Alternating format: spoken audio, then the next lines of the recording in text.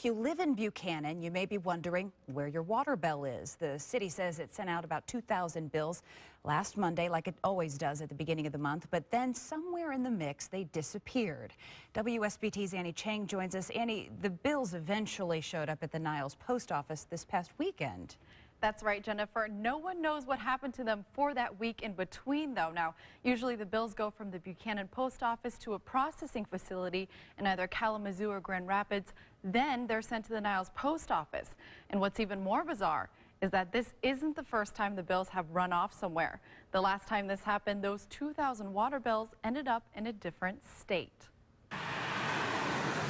The city of Buchanan sends out its utility bills on the first Monday of every month. And usually about 40 people come in to pay it that same day.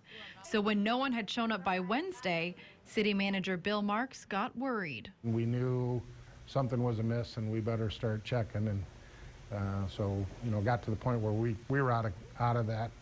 We couldn't control it anymore. We just had to hold our breath and hopefully they would appear. It's still a mystery as to what happened to these little cards over the last few days, but it's nothing compared to last time when Buchanan's water bills were found in a post office 400 miles away. That group of bills ended up in Pittsburgh.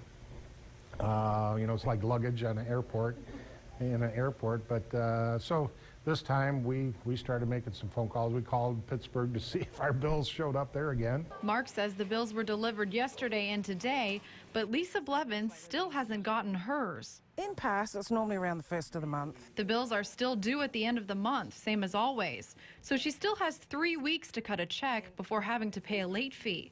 But given the circumstances, Blevins says it's a little unfair. People do have to budget for their bills each month.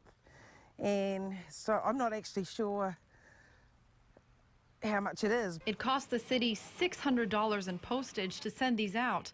So Marks is glad the bills found their way back home. Somewhere along the line, we don't know where they had been, but we're just happy that they showed up. Now again, those bills are still due February 27th.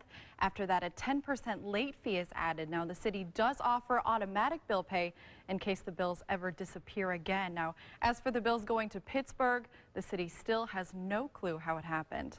In the studio, I'm Chang, WSBT Channel 22 News.